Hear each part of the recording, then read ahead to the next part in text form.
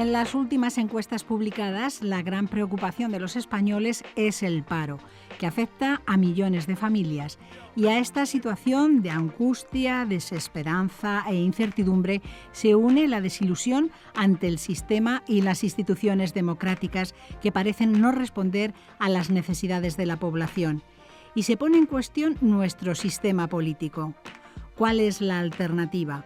¿Un cambio de la forma política del Estado? La figura del rey está bajo mínimos y la monarquía ha pasado de ser la institución más valorada a una de las que menos. ¿Cuál es el papel constitucional del rey? ¿Nos cuesta mucho dinero? ¿Monarquía? ¿República? Hoy, en Sin Distancias, la monarquía debate. Una reflexión en torno a esta crisis o debilidad institucional, y para ello contamos con 3 expertos y estudiosos en esta materia, una historiadora y 2 constitucionalistas. Les presento en primer lugar a la profesora titular de Historia Contemporánea de la UNED, María Ángeles Lario González. Bienvenida y gracias por acompañarnos. Gracias por invitar. Yolanda Gómez Sánchez es nuestra segunda invitada, catedrática de Derecho Constitucional de la UNED, catedrática Jean Monnet ad personam de la Unión Europea y directora del departamento.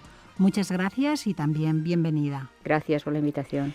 Y el tercer invitado es el profesor Antonio Torres del Moral, catedrático de Derecho Constitucional de nuestra universidad, y bienvenido una vez más a nuestro programa. Muchas gracias. ¿Cómo se debe enfocar este momento de crisis institucional? Y empezamos con la profesora Lario. La primera cuestión respecto al tema monarquía, crisis, debilidad del momento histórico que nos toca vivir y, por lo tanto, debilidad de las instituciones y, por lo tanto, también enfoque excesivo en una cuestión que al final es secundaria, que es si monarquía sí o si monarquía es un problema o deja de serlo y una república nos arreglaría algo. Lo primero que es legítima la discusión, por supuesto, es legítima, hay que hacerla, hay que mantenerla, pero, hombre, somos ciudadanos y como ciudadanos somos políticos activos porque tenemos que decidir y decidimos, no solamente en las elecciones, sino incluso en un referéndum posible de reforma constitucional o de reforma a la institución o de cambio de sistema, y debemos informarnos un poco. Entonces, en el caso de si planteamos un cambio posible o una duda sobre la monarquía, hay que informarse primero. ¿Por qué la monarquía? La primera pregunta sería, ¿por qué la monarquía se sostuvo con la Revolución? ¿Alguna funcionalidad tendría para que se haya sostenido y haya podido convivir en el sistema constitucional? Hay que informarse sobre esas virtualidades por si nos interesan.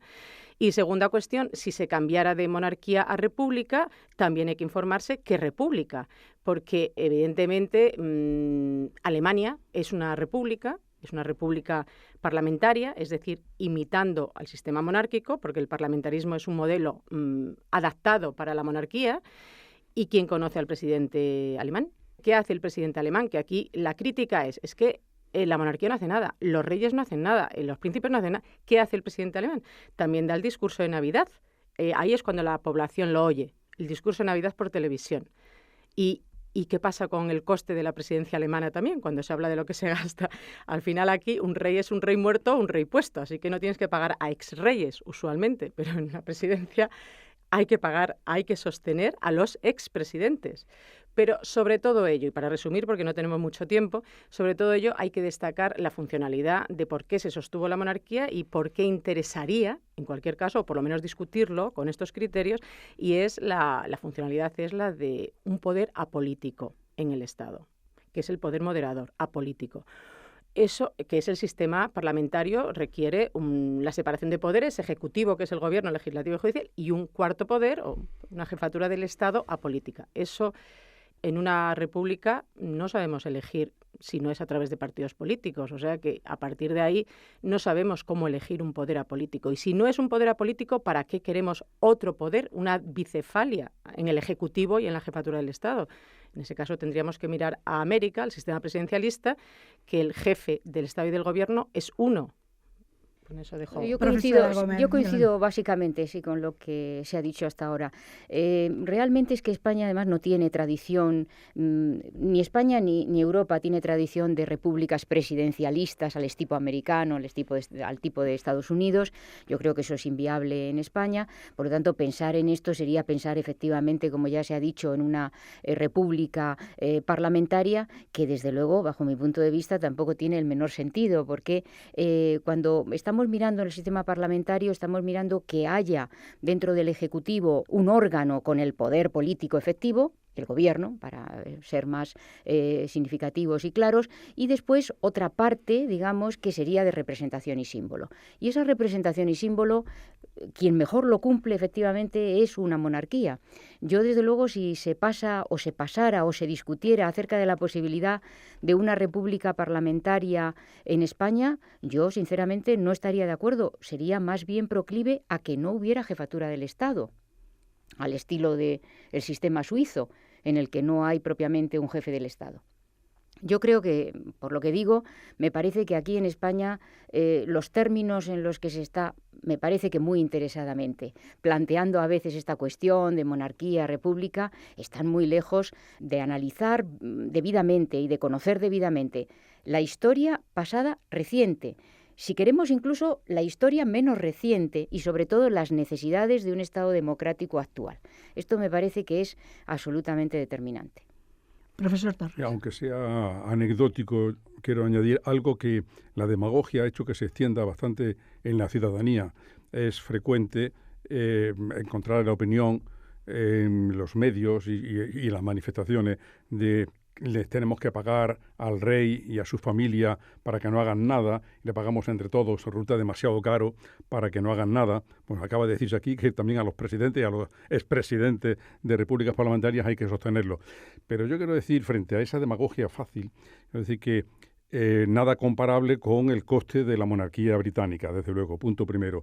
Y comparado con una república, nada comparable con el coste de la jefatura del Estado francesa, porque la grandeur francesa hace que la jefatura del Estado, la presidencia, tenga un presupuesto enormemente más amplio, mayor que la monarquía española. De tal manera que no es cara la monarquía española, en términos comparativos.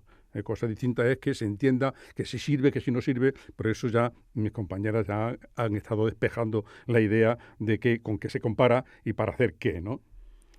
Eso es fundamental porque estaba diciendo el profesor Torres también del mito ese del coste que tiene la monarquía y la monarquía española en concreto. Pero se extiende mucho porque es muy fácil, es muy demagógico y se extiende mucho en la ciudadanía esa opinión, pero hay que saber hacerle frente poniéndole un par de comparaciones, por ejemplo, ¿no? Pues yo quería sobre esto también añadir que efectivamente me parece que la no sé si polémica, pero al menos la opinión, pues efectivamente puede estar al nivel del ciudadano, pero fijémonos también quién ha puesto esta polémica a nivel de ciudadano. Me parece que en esto las fuerzas políticas no están ausentes de cierta responsabilidad, quizá porque en un momento en el que hay una cierta situación convulsa en torno a las propias instituciones, en torno a las propias fuerzas políticas, la crisis económica es devastadora en estos términos, pues me parece que también se ha hecho un uso no muy leal, por decirlo así, de esta polémica para intentar evitar o para intentar que no se preste atención a otras cuestiones que efectivamente podrían ser de interés. Así que también hay que tomar en cuenta esta situación y ver un poco cuando hay un problema dentro de la opinión pública o cómo la opinión pública se manifiesta ante determinadas cuestiones, hay que ver también un poco quién ha puesto la cuestión en esos términos y qué es lo que se está haciendo. Y como digo, a mí me parece que aquí también hay una parte del debate que es muy intencionada y que tiene un origen muy claro también. Profesor Alario. Sí, me ha sugerido el término lealtad. El término lealtad de los políticos a la monarquía en España históricamente nunca ha sido mucha, más bien interesada. Y sobre todo, la mayor lealtad sería el conocimiento, el informarse bien por parte de los políticos. Antes dije los ciudadanos, pero ahora digo los políticos, los que ejercen, informarse bien de cuál es el papel de un rey constitucional, porque es probable que debido a la larga dictadura y a que en esa época la formación histórica pues obviaba el siglo XIX, el liberalismo, da la impresión de que en España hablar de monarquía, todo el mundo asocia inmediatamente a antiguo régimen, o sea, monarquía absoluta. Y da la sensación de que hay un desconocimiento, ya no solo por los ciudadanos ni por gente no formada, sino en gente formada, de lo que es la monarquía constitucional. Y eso es lo primero que hay que saber, porque son los políticos, es el jefe del gobierno en este caso, los jefes de gobierno sucesivos, los que tienen que mantener en su esfera y dirigir el papel de un poder que no es político, que es el del rey, y es el que tienen que mantenerlo en su esfera, no dejar al rey libre pensando en la monarquía absoluta, sino dentro de su esfera constitucional y regularla lo mejor posible para que no haya problemas de este tipo. En este sentido, a mí efectivamente me gustaría insistir un poco, porque lo olvidamos quizá con demasiada frecuencia, qué pasó durante un periodo brevísimo de la historia de España, que fue la transición. Si recordamos un poco qué pasó en aquellos apenas 3 años, ¿no?, que van desde 1975, con la muerte de Franco en noviembre, a diciembre de 1978, si queremos, pues el día del referéndum, el 6 de diciembre, de aprobación de la Constitución, nos damos cuenta de cuál fue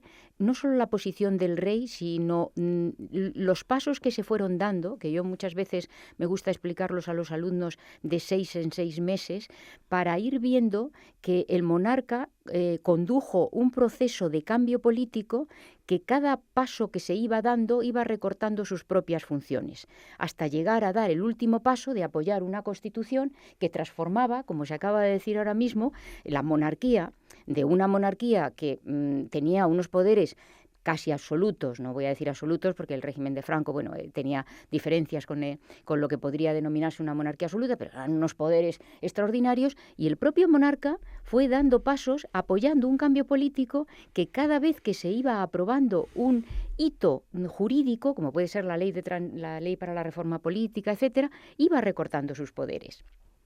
Esto, en algún momento, los historiadores pondrán de manifiesto esta situación. Ahora quizá no es el momento, porque el rey todavía es rey de España y sigue ejerciendo la jefatura del Estado, pero es una cosa muy significativa. Es decir, un monarca que realmente sabe que con la ley de la reforma política se recortan ya los poderes que le había recibido, digamos, conforme al régimen de Franco. Después, con la Constitución española, exactamente igual.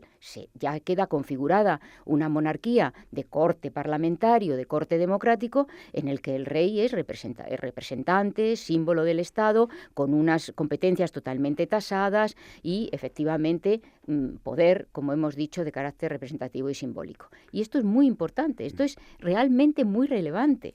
Aunque sea anecdótico, diré que la primera prerrogativa a la que renuncia el rey, antes que a ninguna otra, es al derecho de presentación de los obispos.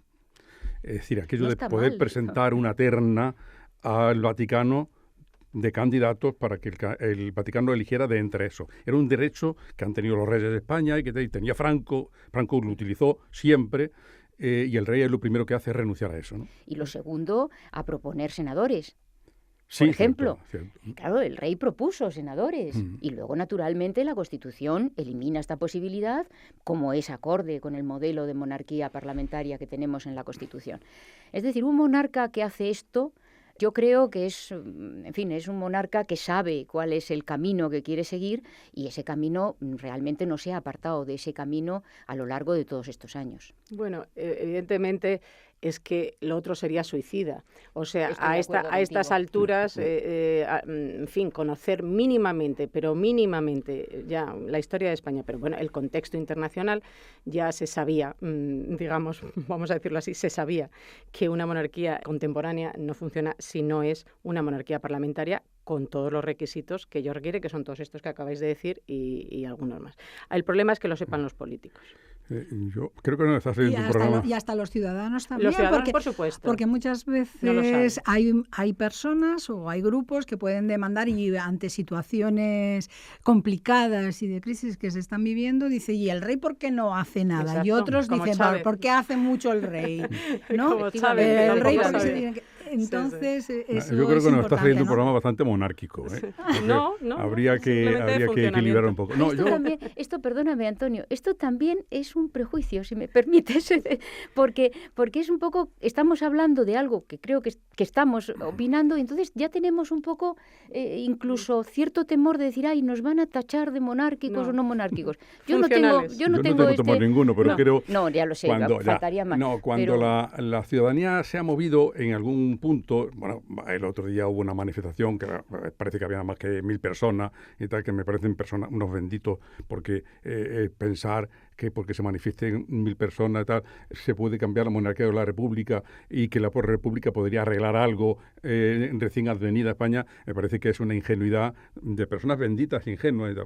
Pero bueno, quiero decir, lo que ocurre es que empezábamos con lo de la crisis en la presentación del programa. La crisis es una crisis económica, sistémica, global, pero es una crisis que además ha llevado a una crisis política con la corrupción, según se decía en la presentación, pero que ha alcanzado además a la sociedad civil, es decir, una crisis de la clase empresarial, el presidente de la COE, etcétera, la banca, tanto los bancos como las cajas, etcétera, etcétera. Y ante esa crisis que es de todo tipo, financiera, económica, política, etcétera, ha terminado siendo al mismo tiempo o como consecuencia una crisis de valores, ¿no? Ahora mismo la ciudadanía está un tanto desnortada, no sabe bien por dónde van las cosas y qué es lo que le espera. Y esa ciudadanía quizá hubiera esperado que el rey, como líder espiritual, no me gusta la palabra, más bien de valores, ¿no? Ya que no tiene otras funciones más que, como dicen los británicos, animar, advertir y consultar o ser consultado, etcétera. Es decir, animar, que el rey, quizás se ponían en la esperanza de que el rey pudiera participar un poco y animar para la reconducción del asunto, pero han venido algunas dificultades en la familia y entonces hasta eso la ciudadanía echa en falta que ese último asidero también ha fallado, y de ahí que ahora mismo se haya planteado el problema de la monarquía república, que si no había necesidad por todo lo que estamos hablando antes, porque la monarquía hasta ahora ha estado funcionando perfectamente bien, ¿no? A mí perdona, no, decía, me estaba inspirando lo de la virtud cívica. Es que virtud cívica está relacionada con la república. La república en los clásicos y la idea clásica de república era la res pública, la cosa pública, la atención al bien común, los valores cívicos de la ciudadanía. Todas estas cosas, por eso a la monarquía contemporánea, constitucional, se le llamó una república coronada, porque se supone que efectivamente el rey en estas funciones de jefe de Estado, representante, de moderador, de apolítico, iba a representar fundamentalmente esa característica de la República, la virtud cívica. Y ahí es donde no puede fallar, efectivamente, porque si falla ahí también, en esa virtud cívica, pues fracasa la monarquía, fracasa la República, fracasa cualquier sistema que no tenga algo, al menos, que represente esa virtud cívica, ese bien común, esa necesidad, esa justificación de lo común, a lo que todos colaboramos o debemos colaborar, ¿no? Sí, yo sobre esto también quería, más bien sobre las palabras del profesor Torres, yo creo que en el nivel de visualización de la monarquía a lo largo de los años, no sé si podríamos expresarlo así, también han sido responsables los diferentes gobiernos, que son los que marcan este nivel. Es decir, que es indisimulable, es indiscutible que los sucesivos gobiernos de todo color han pretendido siempre que la jefatura del Estado monárquica tuviera un nivel bajo, a todos los efectos. Todos sabemos, los que nos dedicamos un poco a estos estudios, lo mucho que ha hecho el rey. Y sin embargo, de lo mucho que ha hecho el rey a lo largo de todos estos años, se ha dado traslado a la opinión pública de una muy pequeña parte de eso. ¿Por qué se ha hecho así? Pues porque se ha considerado que darle mayor protagonismo, que visualizarle más, iba en detrimento de las instituciones electivas, por decirlo de esta manera, y por lo tanto yo creo que también hay que señalar aquí que lo que ha sucedido a lo largo de todos estos años es también una acción, responsabilidad de los diferentes gobiernos. A unos nos ha podido gustar más, a otros nos ha podido gustar menos, pero desde luego ¿Qué política de información ha tenido la Casa? Eso naturalmente ha estado también determinado por los sucesivos gobiernos, no ha sido solo decisión de la propia Casa. Y yo creo que eso también hay que señalarlo. O sea, es que son los gobiernos los que tienen. No estoy en desacuerdo, no estoy en desacuerdo, sí. Pero quiero decirte que, claro, cuando ahora decimos de los gobiernos, me que un sector de población hubiera querido, por ejemplo, que el rey se visualizara más o que hiciera más, yo creo que hay que distinguir entre lo que de verdad ha hecho a lo largo de los años y lo que los ciudadanos normales hemos conocido que ha hecho el rey, ¿eh? La página web de la Casa ahora mismo pues establece una política de información más abierta que en otros momentos, pero muy limitada también. Es decir, que hay muchas, digamos, acciones y gestiones del monarca que son las que el gobierno considera oportunas, de las cuales se da más noticia o menos noticia, porque esa política se hace desde el gobierno y, como tú bien dices, está bien que lo haga el gobierno. Sí. De todas maneras, la monarquía, sabéis bien que siempre juega y le viene bien cierta, no demasiada publicidad, simplemente se publicitan ellos también en sus acciones públicas, fundamentalmente. Es verdad que toda su capacidad de poder o de relación con los poderes, pues queda dentro, sí, de sus funciones, de relación entre los diferentes poderes, de su función moderadora, de su función de advertir, de aconsejar y demás, pero eso no, yo creo que yo ahí estoy un poco en desacuerdo, no creo que haga falta demasiado publicitarlo, pero sin embargo sí que creo que se debe mantener una imagen por parte de los propios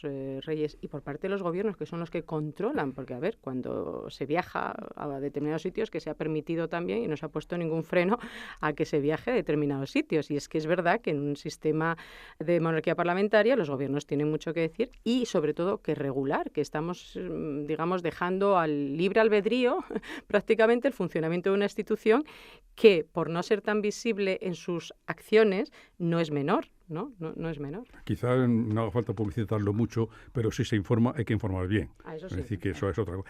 Pero lo que ocurre es que vivimos en Occidente, vivimos una democracia electoral de partidos de cara a la opinión pública y al electorado. Y entonces los gobiernos, que son los que manejan todo el aparato, pues lo que quieren es publicitarse mucho ellos mismos y ningunear todo lo que haya alrededor. Y eso es así, y está funcionando así, digamos, lamentablemente, pero es así. Es un gobierno, decía Ortega, o gobierno de opinión pública. Gobierno de opinión publicada, también se dice, gobierno de opinión publicada, es decir, se informa de lo que se quiere, se tapa lo que no se quiere, etcétera, etcétera. Y al rey, en efecto, en ese sentido, se le ha ocultado un poco demasiado. Pero no esperemos que cambie la cosa, desde luego. ¿Es necesaria la ley orgánica de la corona? Pues quizá va siendo necesaria, pero quizá en este momento no. Ahora, cuando se está discutiendo mucho sobre el particular y con el rey en la sala de operaciones, o bueno, recién salido, pero volverá dentro de una semana, etcétera, quizá no sea el momento, porque no parece sino que estamos poniendo la puerta de salida y tal, ¿no? Yo creo que no, pero esto se debería haber hecho antes, en normalidad de circunstancias, durante 35 años quizá se haya podido hacer, ahora quizá no, pero en el futuro habrá que hacerlo, sí. Pues mi opinión es en el mismo sentido. Yo creo que toda la Constitución ha recibido desarrollo legislativo, pues el título segundo podría también. Pero el título segundo merece algunos, no todos los preceptos quizá, pero algunos preceptos sí merecerían quizá que tuvieran un desarrollo legislativo, que se hiciera una ley orgánica del título segundo de la corona. No me parecería mal, pero coincido con el profesor Torres que justamente en este momento no, porque daríamos una sensación que es errónea, y es que hay que legislar porque hay supuestos ante los que no podríamos presentar una respuesta jurídica adecuada. Y eso sí que me parece que no es correcto. La Constitución española prevé los escenarios que ahora mismo podrían plantearse, sí que están todos resueltos en la Constitución. ¿Sería bueno tener un desarrollo legislativo? Pues sí. Un desarrollo legislativo ponderado, prudente, reposado, sí, me parecería interesante. Pero desde luego, efectivamente, coincido en que ahora mismo, insisto, en los escenarios que podrían darse, ahora mismo, todos ellos están regulados perfectamente dentro de la Constitución. No tenemos ausencia de respuesta legislativa que nos dejara, digamos, en una situación de indefensión jurídica ante un supuesto determinado. E incluso la regulación de la sucesión de la corona y de su funcionamiento. Bueno, claro, me pregunta usted por una cosa por la que me he pronunciado reiteradamente. Yo, pues, como llevo, pues no sé, 20 años o quizá muchos más, todos los que llevo en la universidad defendiendo que hay que reformar la Constitución para establecer la igualdad en el acceso a la corona, que es una, en fin, es una desatino enorme que puede tener una justificación histórica por el momento en el que se redactó la Constitución, pero que seguir manteniendo la preferencia del varón sobre la mujer en el orden de sucesión es una cosa que no puede permitirse una sociedad democrática, pues yo sigo manteniendo naturalmente esta posición. No pierdo la esperanza de ver que esa reforma se realiza, a pesar de que, ya lo hemos dicho en estos minutos, el momento es tan delicado, pues que quizá no sé si es el más oportuno para acometer esta empresa. La verdad que ni justificación histórica, por la parte que me toca decir que ni justificación histórica hay, puesto que ya desde la herencia de Fernando VII, por ejemplo, si queremos alegar la historia, pues estaba ahí, o sea que no, ni siquiera justificación histórica. Sí, pero es que en la transición, cuando se estaba en el periodo constituyente, ahí hubo muchas presiones de muchos poderes o instituciones en el sentido de mantener, se tenía el temor de que se discutiera el carácter de sucesor de don Felipe de Borbón, ¿no? Entonces había mucho interés en mantener esa especie de ley semisálica de la preferencia del varón sobre la mujer, el principio de varonía. Al cabo del tiempo esto ya carece de sentido, ¿no? Bien es verdad que cuando nació la primera hija de don Felipe, la infanta Leonor, se empezó a especular de nuevo sobre qué pasaría si después nace un hijo varón, que si habría que reformar la Constitución antes para no perjudicar derechos adquiridos, etcétera, etcétera. Se ponía el ejemplo de Suecia, etcétera, etcétera. Después ha nacido una segunda infanta, ya parece que la naturaleza está jugando a favor, que no va a nacer ningún hijo varón y que por lo tanto es un problema que también se nos desplaza 30 años o 25 años, hasta que la sucesora del sucesor case y tal, y tenga descendencia, se nos ha desplazado 30 años. Bueno, yo a pesar de que se nos desplace 30 años, que estoy de acuerdo contigo, sigo reivindicando la igualdad en el orden de sucesión. Sobre todo esa costumbre tan española de dejar los problemas, estamos diciendo ahora, no se puede resolver ahora porque ya nos ha pillado tarde, ¿no? Bueno, pues es que no dejemos los problemas para resolverlos cuando ya está el problema planteado. Ahora mismo eso tiene un problema, que es que si se lleva eso a una reforma constitucional, se plantea un referendo sobre monarquía república que no es conveniente. Eso habría que encubrirlo, digamos, o suavizarlo en un paquete de medidas de reforma que fueran 6, 7, 8, y en ese paquete podría quedar algo más disimulado, pero me temo que tampoco. Fíjate, Antonio, yo que pienso, quizá porque, pues no sé si me vas a decir que soy ingenua, pero yo que confío mucho más en el pueblo español, o sea, yo creo que al pueblo español le dices que quieres eliminar la preferencia del varón sobre la mujer en el acceso a la más alta magistratura de la nación, y yo creo que el pueblo español eso se pronuncia mayoritariamente. O sea, yo confío en que el pueblo español no puede ser que acepte que haya preferencia del varón sobre la mujer, aunque efectivamente vaya a luego aplicarse a una persona dentro de una generación a lo largo de 40 años. Pero yo confío en el pueblo español. Es imposible que el pueblo español diga que está de acuerdo mayoritariamente, porque naturalmente que nunca se puede pedir unanimidad en estas cosas, pero que mayoritariamente está a favor de dejar la Constitución. No, yo creo que el pueblo español está a favor de la igualdad. Sí, porque es sensato. Yo estoy de acuerdo contigo, pero sin embargo, cuando se planteó la reforma de los 4 puntos que planteaba el presidente Zapatero, al final no se llevó a efecto por temor a esto. Por temor a que se planteara el problema, sobre todo una campaña referendal, digamos, de los partidos republicanos, de los partidos que, aunque sean republicanos, se han hecho dinásticos, como es parte del PSOE, pero sí Izquierda Unida, y sí algunos partidos catalanes, Esquerra Republicana, los partidos nacionalistas vascos, etcétera, plantearan, y algunos otros movimientos, plantearan el problema de la monarquía república y pudieran enturbiar un tanto la celebración del referéndum. Sí, sin duda ninguna, pero te recuerdo un dato que me enseñaste tú a mí. El dato que fue justamente la respuesta del pueblo español ante la aprobación de la ley para la reforma política. Sí. Ahí ante la propia Constitución. Pero sobre todo, si quieres, nos fijamos en esto. ¿Qué hicieron los partidos? Algunos de ellos, muy significativos, propugnar la abstención, otros propugnaban la izquierda, porque les parecía que no era el camino adecuado, que no era suficiente.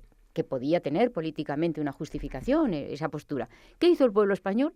Desoír a esos partidos y dar mayoritariamente su apoyo a la ley para la reforma Totalmente política. cierto. Pues yo ahora estoy en este sentido. Yo creo que al pueblo español le pones delante esta opción y le dices, miren ustedes, se trata simplemente de eliminar lo que es una verdadera discriminación en el acceso a una jefatura del Estado. No, y yo creo que el pueblo español responde. Que ese Pero bueno, miedo, pienso esto, ¿eh? No. sobre todo que ese miedo a la decisión monarquía-república cada vez va a ir a más. O sea, quiero decir Alguna que vez si no se ha habrá hecho... que pasarlo. No, Vez, y que si no se ha hecho ya, desde luego a más monarquía no creo que vayamos. O sea, a más monárquicos no creo que vayamos en cualquier caso. O sea que estamos siempre en el mismo problema. Me doy por vencido y convencido. Bueno, pues aquí tenemos que concluir este interesante debate que por supuesto puede tener una segunda parte porque hay muchos temas que abordar respecto ya no solamente a la monarquía, sino también a la situación de debilidad y de crisis institucional que en estos momentos estamos padeciendo en nuestro país. A los tres, muchísimas gracias por haber participado en este programa de Sin Distancias y les espero en otra ocasión. Muchas gracias. Muchas gracias. Gracias.